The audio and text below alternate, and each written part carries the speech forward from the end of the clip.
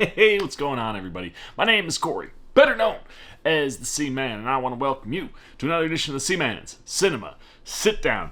Little behind the 8 ball today, as you can see. It is already bright outside, so it's definitely not 3 o'clock in the morning here on the East Coast. But we are getting ready to dive into something that I've been waiting for a while, something that I'm very excited about, and honestly, I just can't wait to see what we get for Samuel L. Jackson here. I think Samuel L. Jackson's left his stamp on the MCU plenty, but this is gonna be like that thing, you know what I mean? That makes me very, very excited. What are we talking about? Why don't you pull up a chair, take a seat? We are getting ready to take a watch and dive in, spoiler-filled, into Secret Invasion Episode 1, Resurrection. And like I said, I'm very stoked for this show. One, I think this is going to bring, MCU fans back into a realm of the MCU that they really, really like. I said this back when Guardians came out. The MCU is about to have a nice little run of probably positivity, because I figured Guardians was going to be very good, as it was. I expect Secret Invasion to be very good, and even though there's some hate out there, I do think that the Marvels has the opportunity to be something that could be well beloved by Marvel fans, because I think it looks like a lot of fun. Again, anything that's not touching the multiverse, I think right now is a positive for Marvel.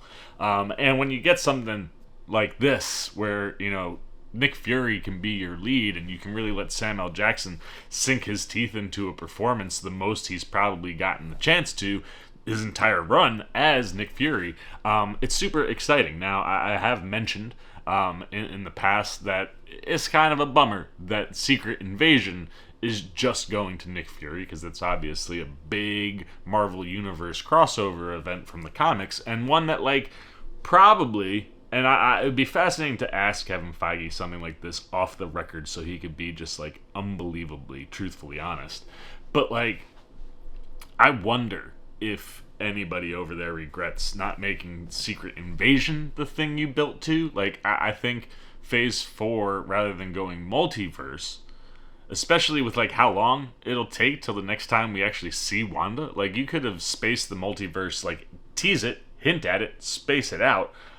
Coming out of Endgame, I've always said this, I would have started building what your next team is and having that build lead to Secret Invasion, where maybe it's something like, Captain Marvel in the Marvels dies, and you're like, wait, what? You can't kill Captain Marvel. How did that happen? And all of a sudden, she shrinks into a Skrull.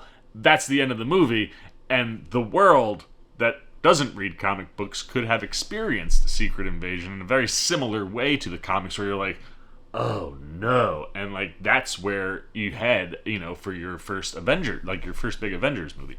That, I think, probably would have worked much better than the multiverse concept that Marvel's gone down the rabbit hole of. But like I said, regardless, I'm very excited for, Samuel L. Jackson to get Secret Invasion, and I think the cast that they have around him, this could be a really, really solid 6-hour miniseries. And I believe all the episodes are going to come in around 50-55 minutes from what I've heard.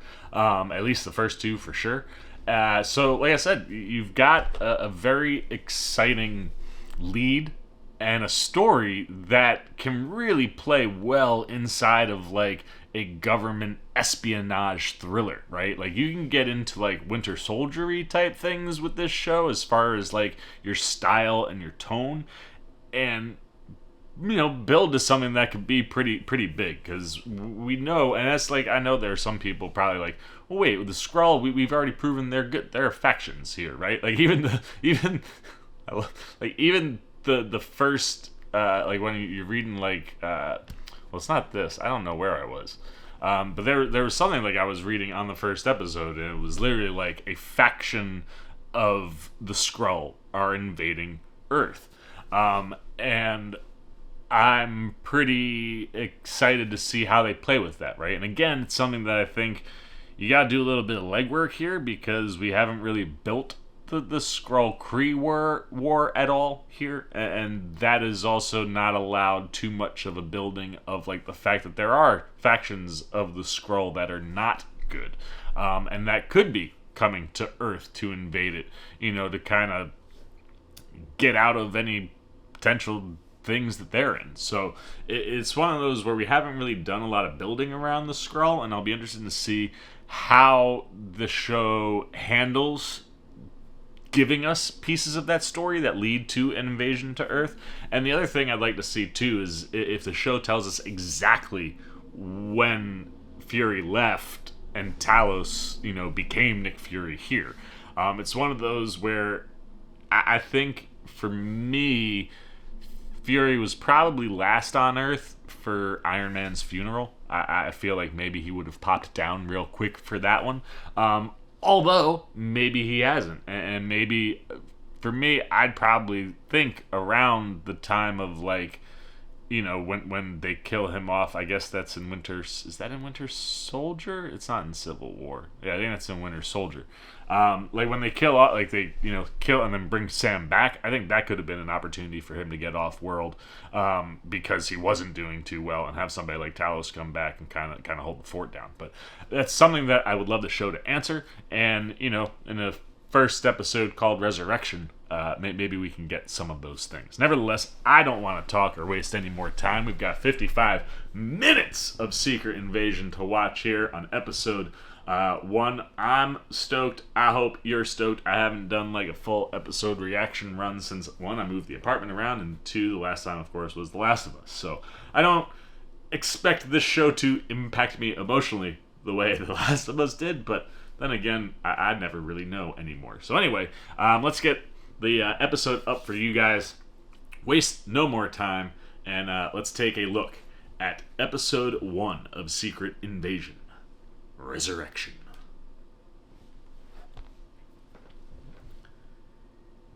My TV slow. Hey, there we are.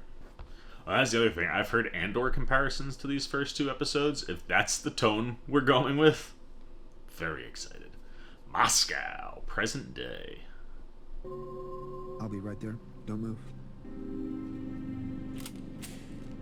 God, dude, this is Imagine a world where information can't be trusted. Is that Talos talking? Not very hard, is it? News service says one thing, website says another. Society starts to fray. All we can turn to are the people we care about. But what if those people weren't who we thought they were? What if the ones closest to us were someone else entirely? Great question to kick the show off. They weren't even human. Agent Prescott, respectfully? It was Talos. What exactly are you talking about? Chaos. And that's only the beginning. 5 global terrorist strikes within the past year. Business as usual. That's what they want you to think. Argentina attacks Colombia. Colombia attacks the Philippines. A violent chain reaction. The atmosphere has been tense. There is an architect to that tension. If they hit the soil of the major power, So you think the same people are behind all of this? not people, Skrulls. Alright.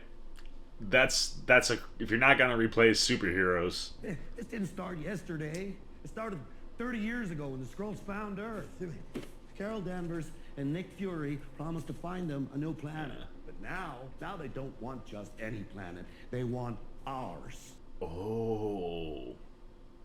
All these groups, they're the same. Skrulls could be anybody, anywhere, at any time. And there is only a tiny handful known to live on Earth. You have no goddamn idea what you're talking about, Ross. There could be thousands of them, tens of thousands, and you would never know.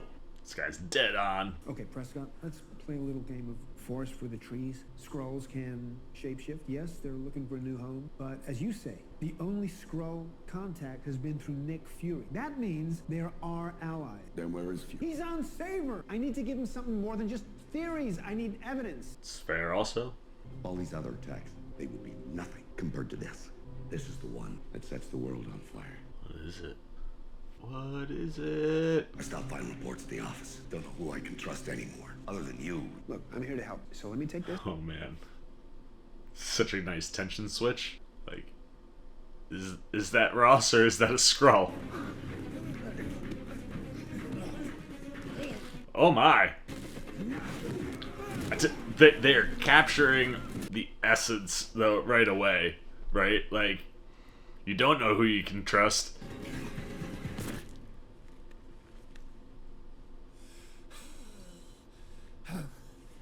Alright, so is that actually Ross? Who shot the gun?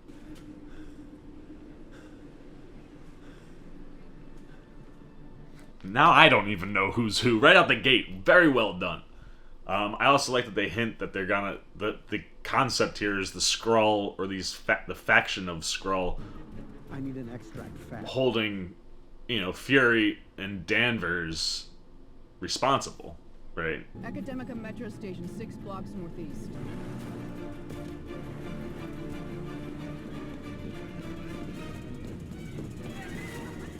Right, like holding those two accountable for finding a new home and forcing the Skrull, or at least a faction of Skrull, to come here to try to take Earth over. I love that. We're like a couple minutes in?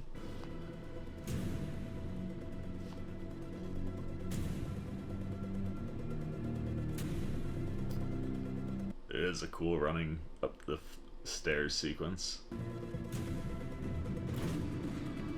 Where are you going, Ross? Whoa! Even this open, though, in and of itself, gives you a bit of an Andor vibe. It's a good tone. Oh, no!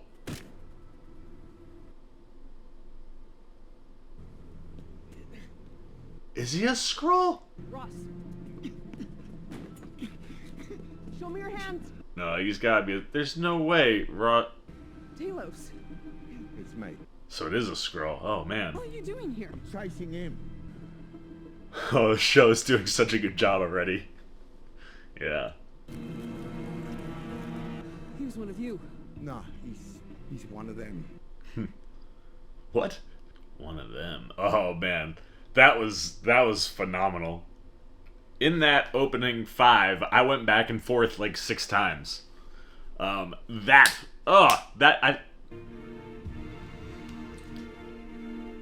When Marvel is locked in, they are so good at adapting concepts or stories, or getting the essence of a story like into whatever story they're gonna tell for the MCU. Like that in and of itself gave you a lot of vibes of like that.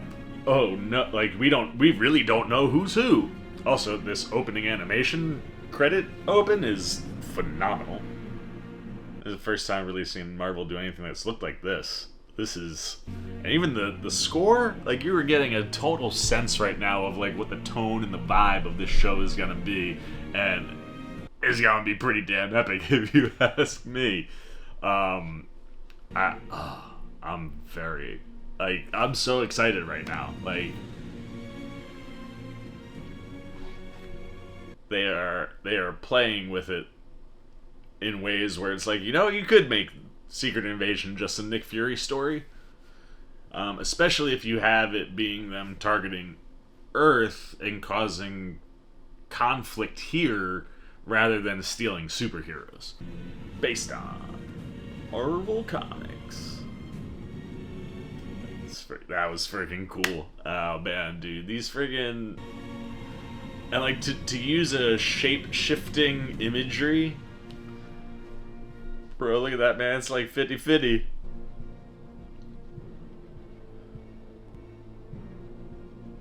Written by Kyle Bradstreet. Directed by Ali Salim. Oh, Nicholas is coming down. I believe this is that shot, yeah, from the trailers. He's back! I love how they shoot that though, where he looks alien-like until he comes into frame. Like, it's a cool effect. And worked very well in the trailer. How long's it been since you've been home, Nick? Feels like it's been a while. Oh, man, I love Samuel Jackson so much. Dude never ages, by the way. At least not visually.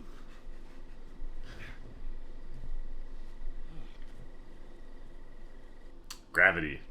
Welcome back to Earth. Different vibe. Welcome back. Is this the same place from Winter Soldier? What is this fancy looking plant? Is that from home? Santa Millic. That's a Skrull scarred plant. Sorry. She brought the seed with her wherever she went, and it's changed. Since she planted it, it's adapted to the planet. You always believed that was possible. I still do. You can just feel the I am so connection. sorry. Me too. So much. Oh no! But she worries me that it would take something like this to bring you back to her. Guess she was right. That's a tough blow. Tell me about Gravik. Let's just talk about you first, yeah? We've been helping you for all these years to ensure that you kept your promise. But after the blip, you were different. And then you disappeared. Carol Danvers disappeared. And so did Gaia. Angry that our people still don't have a home. Many of them are upset. I got kicked off the council, pushed into exile. But Gravik, mate, he took your abandonment that much. Like I said, holding him accountable. Now the newest member of the Skrull Council. He preys on the collective raid. Oh, I didn't realize that was gonna be Kingsley Adair. Well, what else do we know about his plans? Well, he's already made them. This is what Agent Ross's imposter was trying to cover up. Schematics for a dirty bomb intercepted by Prescott. Prescott had been monitoring a new radical group called the AAR, Americans Against Russia, which he believed to be the next Skrull front for a terrorist attack. So Gravik's trying to start a war between Russia and the United States. And that was Prescott's theory. And he's gonna use this bomb to do it. Does he have the materials for that? Well played. Weapons cache in Kazakhstan raided the same day that Prescott was killed. If he succeeds, your species will cease to exist. That's extreme. Nick didn't like that. Going for a walk. You're going for a walk in Moscow at... Oh, they're in Moscow still. Oh, you're going to stand out. I guess that would make sense. We have a situation, Mr. President. Concerning? Agent Fury. We've just received word that he's left Saber. What do you mean he left Saber? Oh, Dermot Mulroney is the president? That's great. He's not going to survive this story, I'm sure, because we're going to get President Ross. Fortunately, we also intercepted an encrypted message from Agent Hill to Agent Fury. We haven't been able to decode it yet, but we know they're old friends. Given the fact that I could reach neither Agent Hill nor Agent Fury, they're effectively AWOL. I feel like he's going to end up being bad. He's on one of them streaks right now. He makes a great villain. And I'm saying if he is a villain in the show, it's because he's already a Skrull. But regardless, he's not making it out as president, that's for sure.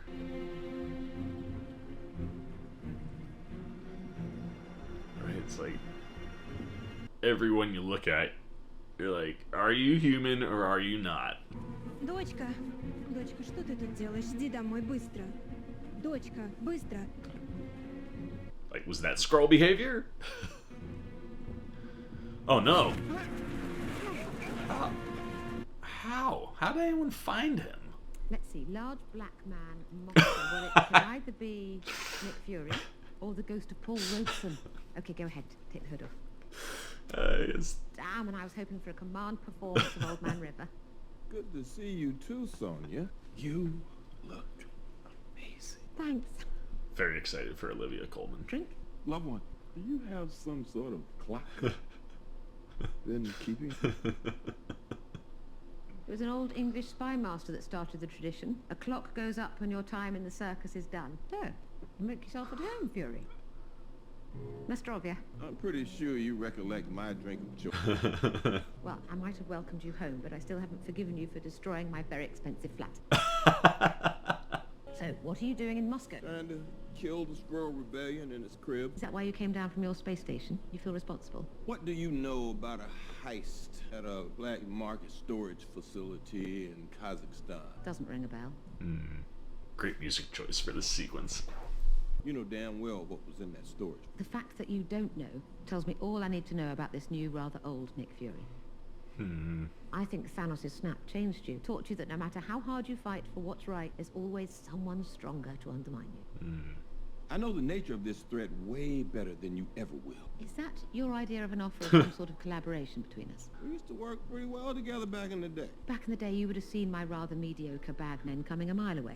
The fact That's that fair. you didn't see them coming means you haven't a hope in hell of seeing Gravik and his rebels coming, which makes you, as a partner, rather pointless. I let your men take me so I could get to you. I mean this as a friend, Fury, but go back to your space station.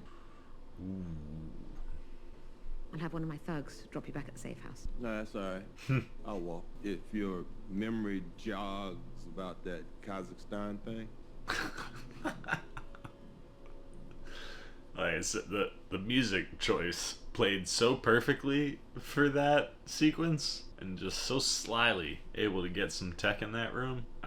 Nick might be slipping a little, but not that much. What do you want? Home in my own skin.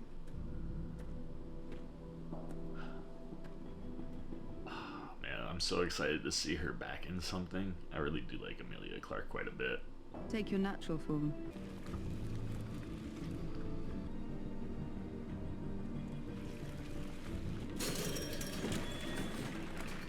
She's Welcome to New playing Skrullos. Gaia, right? She's created a little safe haven for Skrull. What's your name? Vito. When's the last time you ate, Vito? I don't know. It's can't be. We grow only Skrull produce here. Drink Skrull wine, wear Skrull skin. Whatever dangers you risk getting here, none. They're worth it. It's cool. But is she attached to the plot at all? You'd think no, right? Like just trying to give a safe haven for Skrull here on Earth. You're very welcome. I mean, right? Because you'd figure she's grown up here more than home.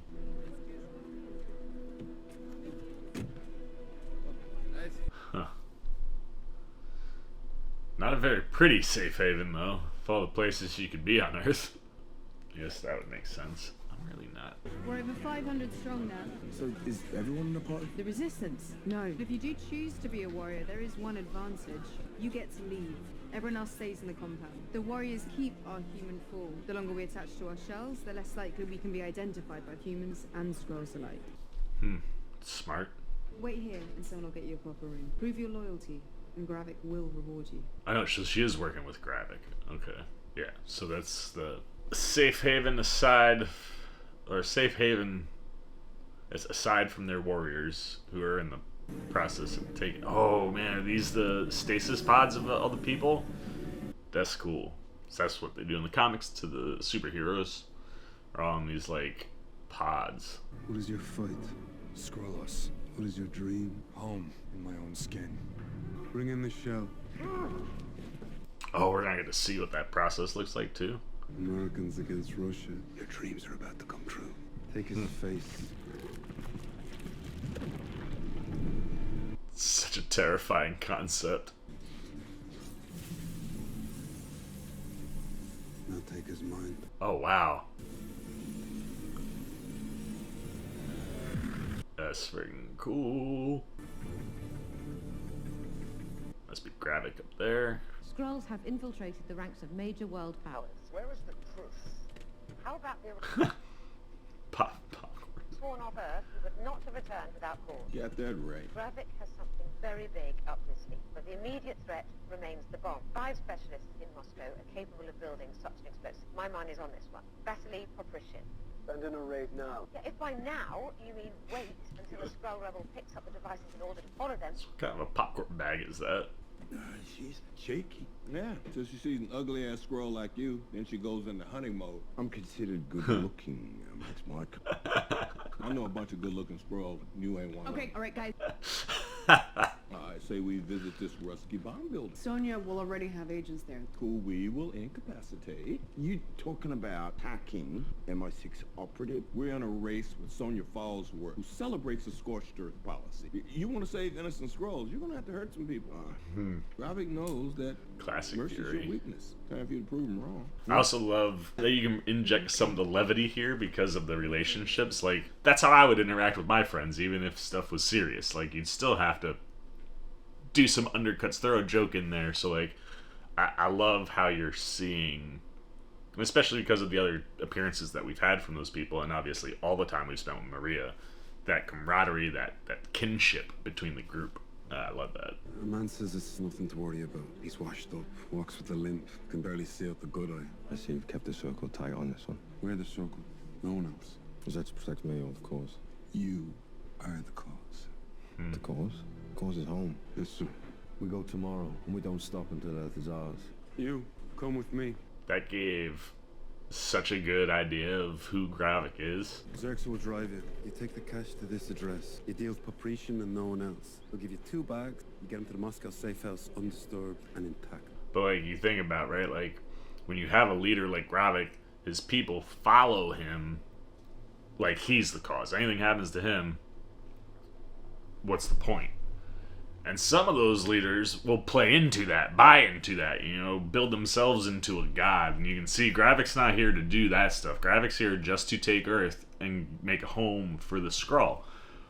Which, in seeing that level with him, like, makes him kind of relatable, almost someone you can be empathetic or sympathetic to, right? Like, he doesn't have crazy, or at least there, doesn't appear to have crazy maniacal, like, I want to be the ruler of the world concepts. He's just trying to get his people home. However, I think we'll probably see that he will go to whatever lengths he has to, and that's what makes him a villain. But anytime you can have a villain that you can sort of empathize or sympathize with, makes that villain that much stronger, and we're seeing that already. Like, this is the type of groundwork you want in the first episode of a 6-hour miniseries, in my opinion. Just under 6 hours, but either way.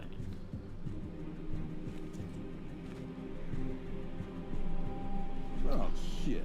I got it. I was definitely one of the guys in those stasis pods. Not bad for a 136-year-old. You know, not even 40 in human years. Haven't even gone on my midlife crisis shopping spree yet. Hey, what you get for yours? The Avengers. Oh, it's fantastic. Fury's midlife crisis was not buying a Ferrari, creating the Avengers. Oh, I love that. What's the on the main road? No, mate, we don't want any of your shitty little paintings. Then exactly what do you want? Some damn good ants. That felt like a very classic Sam move. Just pull a gun out. Oh, what's Maria see? Got eyes on a possible person of interest. Initiating foot pursuit. I'll keep you posted. Yeah, just keep me informed. Oh, who you meeting with? My wife, Mr. Oh, damn. To Louis XV, it's priceless. Everything is priceless till it gets blown to bits in a hail of bullets. Agent Keller, anything in our file about this one having a wife? Yeah, it has an ex-wife. Lives in Miami with a soccer player. So we're gonna go ahead and call that a lie. Everybody gets 1. Nobody gets 2. So This is giving me Pulp Fiction vibes, man. See some jewels. Oh, you got any more of these comfortable ass Louis XIV chairs in there? How about Dirty Bomb? Or you keep that in a crate in here somewhere? Do not know this term, Dirty Bomb? Boom goes the dynamite. Line number 2. Told you, everybody gets 1. Nobody gets 2. You going to shoot me? Maybe. Well, probably. But not right now. Where are the bombs? There's no killer. Oh!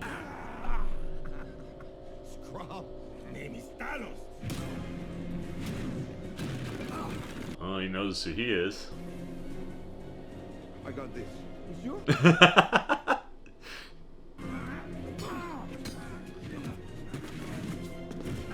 is my fight. I said no. Oh, Talos, you, alright. There he is. Tell me where the bombs are. Prey on people. Oh, fuck. Oh, well, there are the shots. He probably could have capped him in the knees, though, no? I said no. I think it's getting personal now.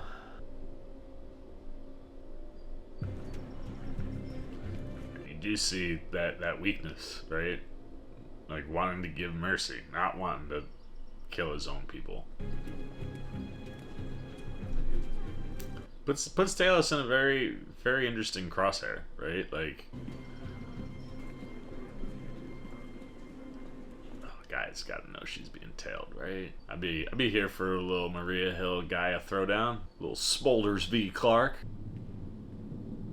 Love Colby Smolders, man, so good. Oh, yeah, we getting a Clark v. Smolders. Let's go.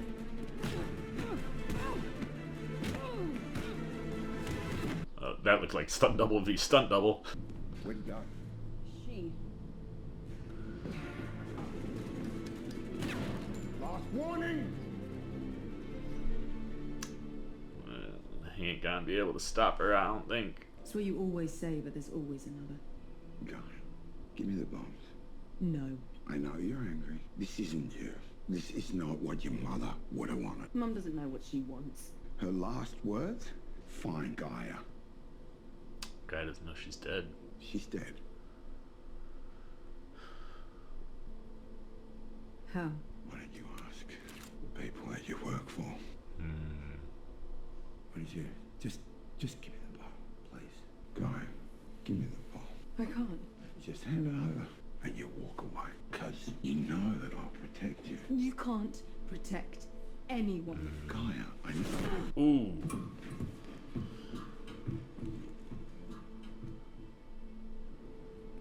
Benny, that you can't let her just walk away though with those bombs, man. Again though, very interesting intersection for Talos to be in, right? Like, but now also very interesting intersection for Gaia to be in, right? Finding out that her mom is dead and that, you know, Gravik could very well be responsible for that death. Makes you wonder what she does with the bombs. Feels like she's not gonna turn them over right away. This Coleman wasn't wrong, man. Large black man in Russia, not a large population, it would appear. Nick does stand out. Ты сколько хочешь. Все равно не будешь. The man you once were. Ooh, Повторите, пожалуйста, товарищ. comrade. Bon, и пиво миллиардина, и то, что пьют мои друзья. Водку. Interesting. Making friends with the locals? How do you think we kept the Cold War from going hot? Spooks like me, bad shot. You can't say that. No, you can't. It's good to have you back, Fury. Is that sincere, or you just covering your bases? You gonna tell me why you abandoned Earth? Building out Saber? Traditionally, we tell the truth during our chess games. Maybe that has changed too, though. Okay, let's just say I had a crisis of faith. So why'd you come back? It followed me up there, and I owe it to Talos. You sure you're not talking about someone else? You gonna move? I haven't decided. See, that's what I'm worried about. So maybe he did go up after the blip. If I remember correctly, you called me. On Talos's request. Your lack of contact over the past few years sent a pretty clear message. Meaning? You're not ready for this, Fury. There's a very real threat out there. You were never the same after the blip. You always told me there is no shame in walking away when the steps are uncertain. So check your footing. Whew. Otherwise, someone's gonna get hurt. It's another level of truth talking that you can't have unless you've got years and years of relationship building. As I like seeing that stuff specifically because, like, if you're not like all the way plugged into the MCU stuff, it allows you to really understand how these people know each other, how long they've known each other, how they interact, how they work with each other, who's gonna BS somebody and who's not. Like, I like that you're getting that in this first episode and identifying that the blip is the thing that really sent Fury off-world for an extended period.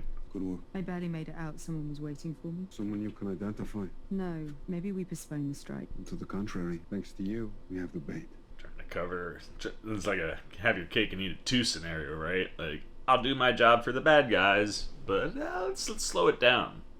Probably not gonna happen. So now what do you do?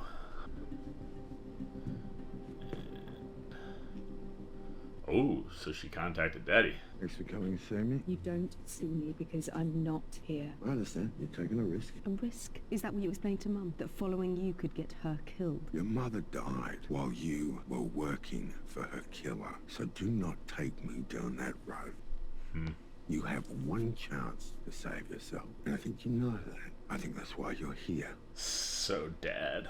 The attack is planned for tomorrow, Unity Day. There are 3 bombs, and Gravik knows you'll be there. How? I don't know. There's so many operatives in the field. 100 at least. Fracking pods? Most of their identities are kept secret, even from us. Your mum would be very proud of you for coming to see me. Play that mom card as often as you can, Talos. Talos. There are 3 couriers, including me, all at points near Vosé de Ninier Square. I'll mark each bag with infrared spray. Still a risky play, man. Guys, Like, come back. keeps her in play on both sides, but oh, it's so risky. Like we said, like Fury kind of sticks out like a sore thumb. I got eyes on her. 2 backpacks. I got her.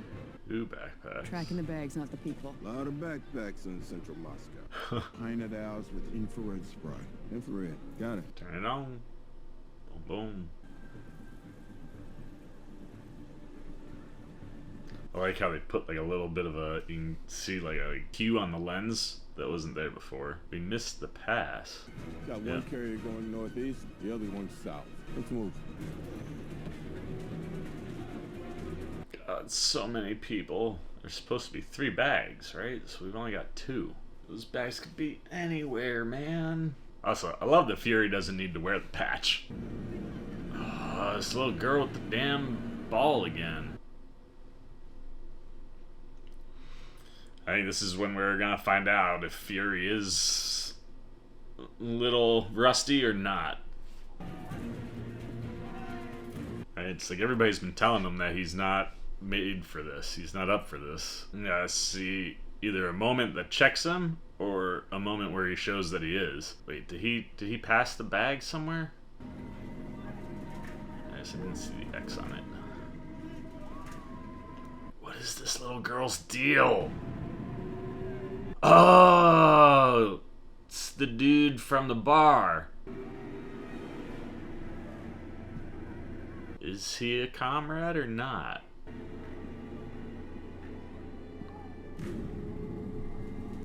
Oh, and I put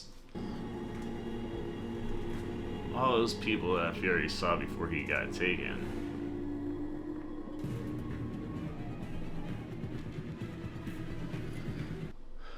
Supposed to be tracking bags, not people, and there's 3. We only know where 2 are. Yeah, it is him.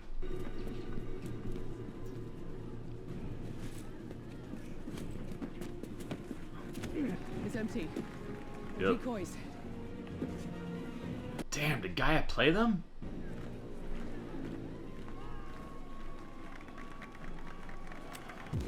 Sure did. Oh no. Or it was 1 bomb the whole time. It was never 3. Nope, it was 3. Shit. Oh my god.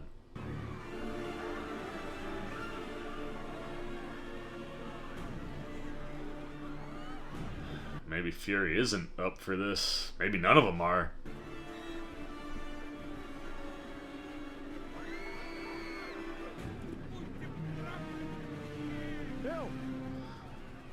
Of course, Maria's helping people. Oh no! Oh, don't be wrong, Fury!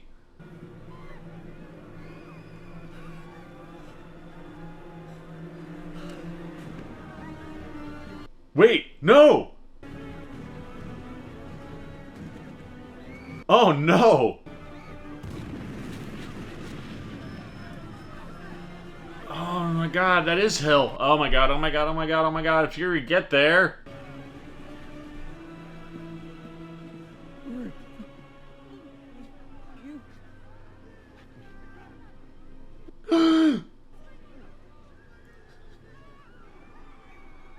Oh my god!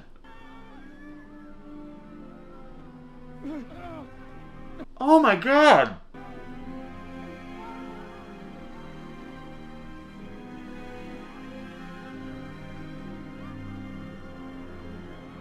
No. Not hell. Oh my god. What? Well, this show's not playing around. Special guest star. Oh my god. Dude, I can't believe they just took Hill off the board. No credit things. Wow. Wow.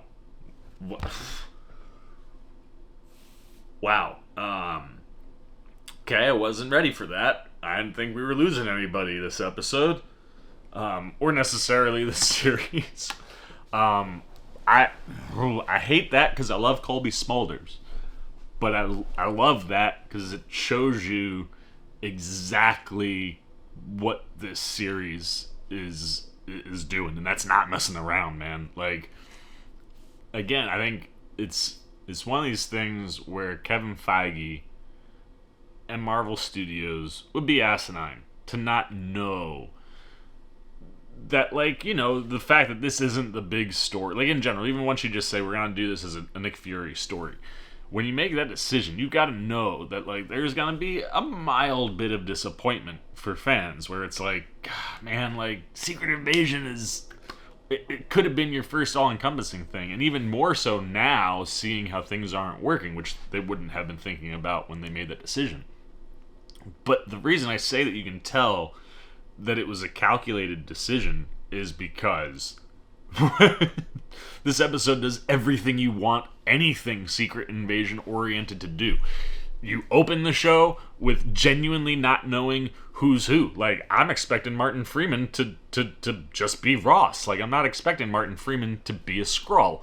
And they play with it right away, where you're like, nah, he can't be. It's definitely, and then it's not, right? And, like, you see the stasis pods, how they're swapping people, and like I said, it's the shift of stealing heroes to stealing important, influential people that can create all of this chaos on Earth to set it up to be taken over by the Skrull. Like, you feel the magnitude of what's on the line right out the gate, and then it just doubles down time and time again, where it's like, this show's not going to play around, and the stakes are extremely real if we are taking someone like Maria Hill off the board right away. And I think, that sucks.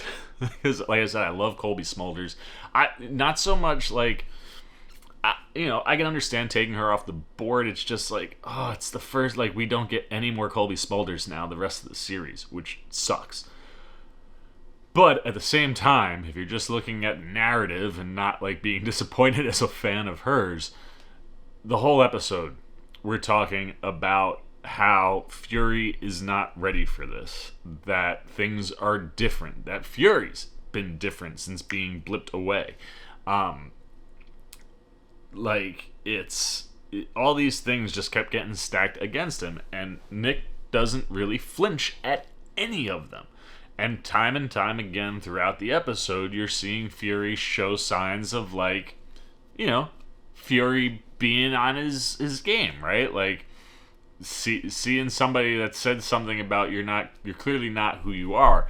Oh man, when you're a ghost like me, people know, make sure that guy gets a drink. And if he just knows of me and I don't know him personally, now, boom, I made a connection, right? Like, Fury thinking that he's playing the game right, and even to the audience, where it's like, you're seeing, it's like, and you're sitting there going, man, it's Nick Fury. Like, the whole episode, you're waiting for that moment where Nick Fury does the Nick Fury thing, and you're like, yeah, see, he's still got it.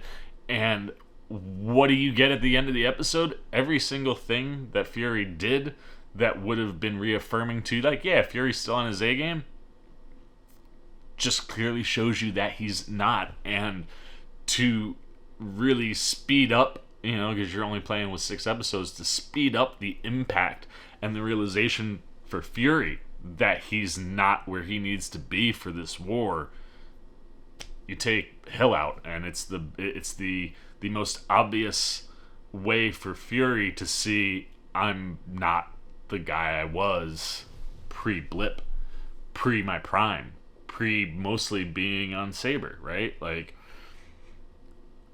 that's an extremely personal blow to deliver to him right out the gate, on top of also dropping that Talos' wife is dead. It's just like the stakes specifically for Nick Fury, and obviously as we can see, if Gravik's got this much pull and has such a sway over Talos' own daughter that she would play him like that. I mean, even to the point, right, when like Talos says guy is in, you see Fury like point, like, awesome, love that. Like, obviously that'd be the way. It's exactly what the audience is thinking too, right? Like I was saying, it puts these characters in really interesting cross sections where, the things you're playing with, that type of power that Gravik has, like we said, and I like that you saw, like, no, I'm not the like home. That's all that matters to him. I like that piece because it makes him relatable in a way where we can understand his motives. But then you're seeing him out in the field and what he's doing and how he's doing it and how he knows that when he gets his hooks in people, they're all the way in. Even if that's not what he's trying to accomplish, he knows that type of loyalty goes so far. And if he's got his hooks in that deep, where Talos' own daughter can turn on them like that, maybe Fury is outmatched here. I just love the conversational things that are happening in this episode, and I can right away see why people who have seen the first two are saying this feels like an Andor for the MCU. This is very grounded. This is classic espionage. There's no superpowers here outside of like the Skrull being shapeshifters, but like you're just dealing with all regular people. And I like that in the sense that like it makes it, I think, even more personal, because of how things are going down for Fury, which will obviously, I think, play out quite well as the series goes forward. But like you're nailing the espionage stuff, like all of the different set pieces that you're getting right down to the finale feels like it's coming right out of one of those types of movies, and the execution is very, very strong. And to be able to deal with real life things, right? The idea of like Russia being a threat, things that have been floating around since the initial Trump run, right? Where we had all of these, Russia tampered with the election. I love to see the MCU play with the idea of let's make Russia a bad guy again, but you have this force that's driving it, that's creating these tensions in the world on purpose. It's a terrifying reality inside of the MCU, maybe one that's like not necessarily as bad as it always is here. But it's one of those, like, you're playing with concepts and things that are real for us and applying it to the MCU world. I like how they're able to play with that stuff and have those types of discussions. And again, I just think you've captured the essence of this story so well in just the first episode, where it's like, next 5 weeks, fire me up, man, because this is everything that I love about what the MCU can do, and in a different vein, right? Like Guardians was one flavor of like the MCU clicking on all cylinders, and very much like what we saw, in phases 2 and 3, where the MCU started playing in these other areas that made sense to the genres that they were going for these different characters. Seeing them play in the wheelhouses that we know they absolutely rock in, which is pretty much anything that's not multiverse, you can see it still there. And I think if anybody is worried, I think the idea that we're slowing things down pacing-wise a bit in the amount of content coming out just kind of shows you that, like, if they have the right amount of time to actually focus on what needs to be done and do it correctly the way we did those first 3 phases, this is top-end MCU quality for me. And like I said, having somebody like Samuel L. Jackson and Nick Fury replace and become the focal point, if you weren't going to do a full MCU story, it's the right character to choose, and we're putting him in a spot that's really interesting. Like I said, him, Talos, I've always read that as Talos. They keep saying Talos. It's throwing me off. But, I mean, whether it's Fury, whether it's Talos, whether it's Gaia, like, they're all at these very interesting cross-sections and places that, bring up different things, right? Like, Gaia, your people, your family. That's a tough place to be in the middle of. And at some point, you would hope that family will win out. Like, if she's able to see that Gravik did have something to do with her mom's death, how can you get her back? How far is she willing to go? I mean, I really felt like we were at that intersection, and now she's chosen right or left, right? Like, she's made her pick. But same with Talos, right? Like, you like Fury said to him, you gotta be willing to hurt some people to do what we're going to need to do. And Fury, you can see, he thinks he's on his A game. Maria Hill dying is gonna really check him. I think that sets the character, and certainly Samuel Jackson from a performance standpoint, in a really interesting place going into the next one. But I think this was a stellar kickoff. I think you really launch your audience to, you're right in the middle of it. However, I don't mind that things are moving at this clip where it's like we see one interaction that opens the show and Fury's back, world is on the line, everything's kind of moving really fast. But it's that, like, you layer it into the episode where it's like, is 30 plus years in the making. They've been building to this for a long time, and we happen to be at the go time for the Skrull. And again, that opening scene just, Martin Freeman absolutely crushes as always. I love him as Ross. But, like, that whole scene tees up everything you need to do to be sprinting right away, in my opinion. I think, at least, this is one of those where it's like, as a comic book reader, I know what's going on, I can jump right in and get running with them. I wonder if that's something that clicks for people who are MCU fans that don't read the comic books. Because for me, I think the speed of getting into it, when you're only playing with 6 episodes, and that's one of the things that I've always complained about with both Disney and Marvel, is that you stack all this stuff up over the course of, 7 or 8 episodes, and then that finale, you've got so many things to address. I feel like where we are at the end of episode 1 is right where I want to be with 5 episodes left to go. And the hope is that they figured that pacing out and figured out how to launch us into it and make sure that we accomplish everything we get to, so that when we get to the ending, we can just focus on the core thing for the character and the overall outcome, right? Like, I get to episode 6, I want to be all in on what's going on with Fury, all in what's going on with Talos and Gaia, and all in what's going on with the Skrull plot. Those should be the only 3 things that are at play. Your personal stories for your main characters, and then the overall threat. Anything else that you're going to build up or check off, Fury not being at his A game, making sure the stakes are there, making sure that we, the audience, know how serious and how big of a threat this is at the end of episode 1, is just done exquisitely for me. So with that said, performance-wise, I think everybody here is phenomenal. I obviously love Samuel Jackson. I love that they gave him a freaking Pulp Fiction moment when he's interrogating that first guy and talking about, you only get one lie.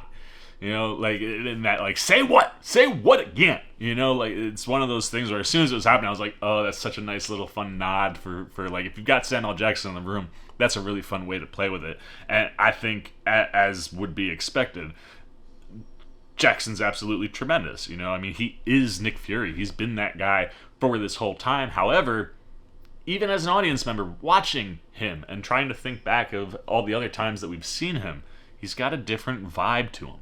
And it's something that is apparent and something that plays right into the storyline and where you land. And that's all on Jackson. Ben Mendelsohn, I've loved this guy since Rogue One. Everything he touches, while the movies and things might not always hit, performance-wise and what he brings as an actor is always phenomenal. And it's one of those things that both him and Colby Smulders do so well in this episode, is that camaraderie and that long-term relationship between the characters. Like, Smulders, Jackson, Mendelsohn, it feels like these 3 have been together for the last 12, 13 plus years that we've been watching the MCU, when Maria Hill was just a up-and-comer, right, to Talos, who's known Fury for forever. You know, you really feel the chemistry between those three. And I think that's super important in this episode because you have, you know, a tone that's very serious and kind of heavy. And you allowed those three just naturally to bring levity to it, right? It's one of these things where it's like, oh, jokes and laughter, things like people get tired of with the MCU.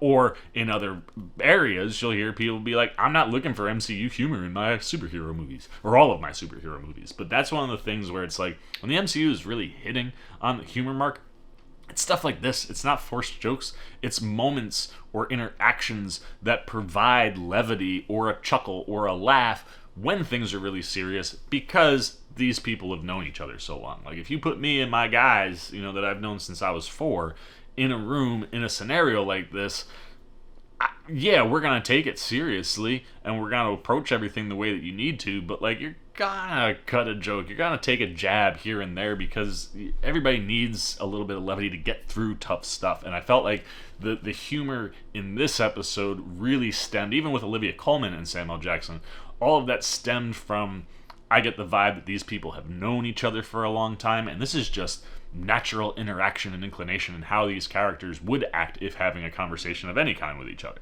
But that said, Mendelsohn is fantastic. I'm like borderline heartbroken about Maria Hill, man. Colby Smulders is so good, and she, for me, while not ever really getting a true defined story, like as a true side character throughout and a supporting character throughout all of this MCU stuff, it has been fun to watch how Hill has grown the ranks, you know, and how she's grown as a character, and just sucks taking her off the board in episode 1. But again, it's a move that I think benefits the overall storytelling. Olivia Colman, it's one of those where that's a little bit of a lighter scene tonally, and I thought that the music choice that Fury puts on for that sequence was pitch perfect, and it matched everything that they were doing. And the conversations that they're having, again, one of these things where, yeah, there's some lightness in this, and there is some playfulness, you could say, but it's because these two people know each other so well. And I just thought Coleman really captured that. I'm really excited to see what we get from Agent Sonya Falsworth as we go forward. But yeah, really, really dug her. Emilia Clarke, I said the minute she showed up, it's so nice to see her on screen again.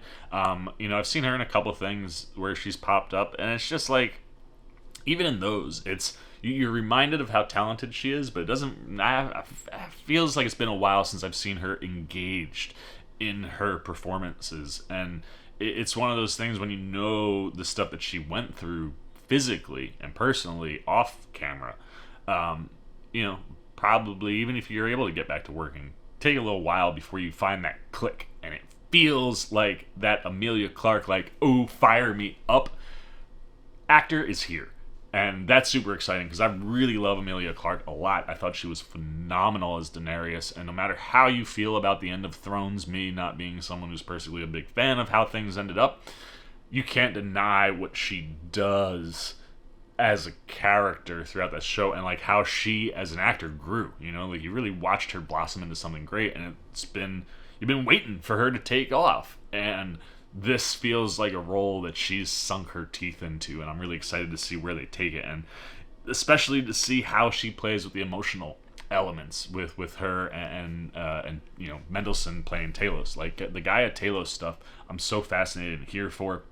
And then Kingsley Ben-Adir, this kid, very little screen time, and like every time he's on, doing exactly what I need him to do to set him up to be the big bad of this series. Like I said, I loved his delivery in that first meeting where, the guy's like, you are the cause. And he's like, no, I'm not. Home is the cause. Like, you just the delivery. And then the interaction with Samuel Jackson at the end, I'm not even needing to speak words. Like, I'm very, very interested to see how Ben-Adir goes throughout the course of this series.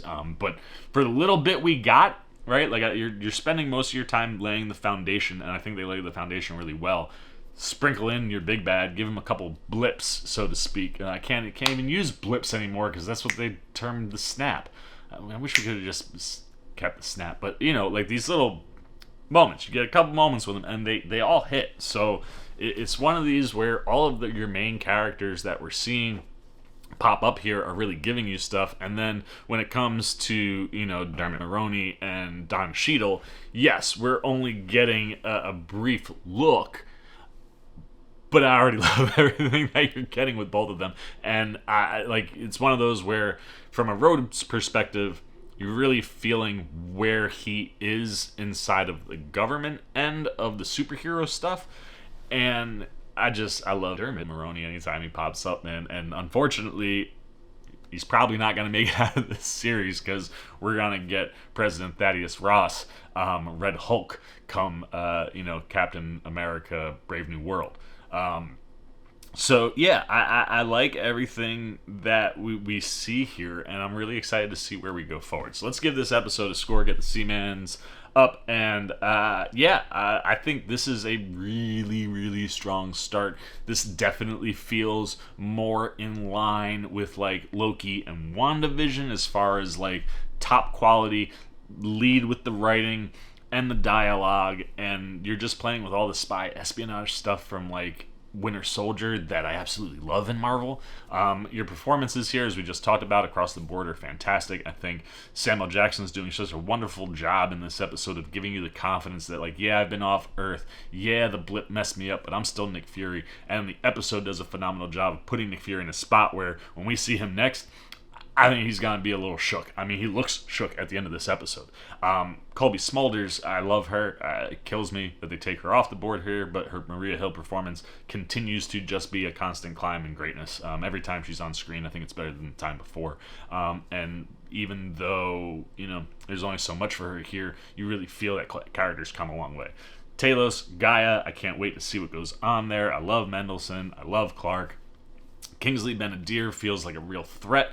And that's the other thing. I think the writing here is top end, where like you're feeling what the threat is, you're feeling what's building, and we're in episode 1, and I don't feel like we're stacking a ton of things to address by episode 6. I feel like we are stacking things in an episode, and then we're clearing them off the board with the things that should be the things that carry over from episode to episode, right? Ties to what's going on with Samuel L. Jackson's story, ties to what's going on with Ben Mendelsohn's story. Those two arcs, those two characters, their characters, Talos and Fury, they're the story elements that should carry all the way through to the end. But the other ones, yeah, we set a bunch of things up, we cleared a bunch of things off the board, now we move to the next thing. You feel the gravity of the situation, like I said, the stakes, they're real. And I can't wait to see how our characters respond after losing somebody like Maria. I think it's a really strong, bold choice for your first episode, especially for people who are like, yes, man, it's been so long since we got to see Nick and Maria working together on Earth. Throw in Talos, which is a combo that we've liked in other things. Like, very, very here for that. And then just the stakes that are on the line on the other side. Like, I really feel like you understand that, like, the Skrull, or at least a faction of them, are pissed that they were promised a home, like a new home, and Fury and Marvel just disappeared, man. Like, him and Danvers, they didn't deliver yet. That being the thing that's being held accountable, that's leading to the invasion. Like, that's stuff that really works from a narrative perspective. And like I said, when you're shifting gears and approaching this material for this type of story, that's the stuff that really works. You understand the frustrations of the Skrull. You really get to understand, your villain in a way where it's like, yeah, I get where he's coming from. What he's doing isn't great, especially for us here on Earth, but can you blame him? And I think those are all really good foundational building points for something and something that they're doing like this, and for a show that's like this one. I think this is a phenomenal start. I'm going 4 out of 5. I think this show is going to get better, which says a lot because I think it's starting very, very strong. So I'm gonna shut up. It's everything I've got to say on Secret Invasion Episode 1, Resurrection. Fury is back. Maria Hill, R.I.P. Gutted me a little bit. But I'm so pumped to have Fury back. I'm pumped to see how they take this story going forward, because the things that might make you feel a little disappointed as a comic fan, I think they addressed and made you go, oh shit, man, like you were really doing the comic story justice right out the gate. So I'm here to see how this continues to build. The question is what about you? I know Marvel hasn't been hitting for everybody these days, and while Guardians felt like a real nice return to form, it's a self-contained story. It was Gunn getting to do what he would normally do, not having to worry about the bigger, broader thing. Is that something that's working for you in this show? Where it's like, we have this big storyline from the comics, but we're applying it, we're self-containing it to this thing. Like, the Skrull threat, they're everywhere, but the assumption would be by the time we get to the end of this show, there's some sort of shift in what's going on there where Earth's not going to be in peril. So is that something that works for you? Knowing that that's the type of scope, is 6 episodes enough? Do you think they can pull that off in 6 hours? Did this first episode lay a foundation that makes you think they can do it? Or did it lay a foundation where it's like, you raised too many questions. I don't know how we're going to be able to handle all this quickly. What are you thinking about the performances? What are you thinking about the quality? Does this feel like going back to Captain America, the Winter Soldier? Is this, espionage, spy, crime thriller stuff up your alley, or something that you like to see in the MCU? Or do you want to see, your superheroes doing superhero things? Anything you got, man. Good, bad, indifferent on Secret Invasion, Episode 1, Resurrection. Put it down below in the comments section. I look forward to talking to you guys down there. As always, if you enjoyed this video, please give me a thumbs up. And if you're new, you want to come hang out with the C-Man anytime, we're talking movies, TV, trailer reactions. You want to be here for my reactions and spoiler coverage week by week. I don't know if I'm going to do spoiler-free stuff. Maybe I'll put up some shorts in that regard. But if you want to be here for the full coverage, you just love the vibe that this guy's bringing to the videos, you want to see what else I dip my toe into in the movie TV space, I'm going to be talking about Yellow Jackets. I slept on this show not slept on it, I knew that this show was what it was. But I slept on it for 2 seasons. I've crushed those 2 seasons in about 3 days. We got some things to talk about, man. So if you want to be here for any of that stuff, you just want to show a little love and support, come join C-Maniac Nation. We were missing a word there.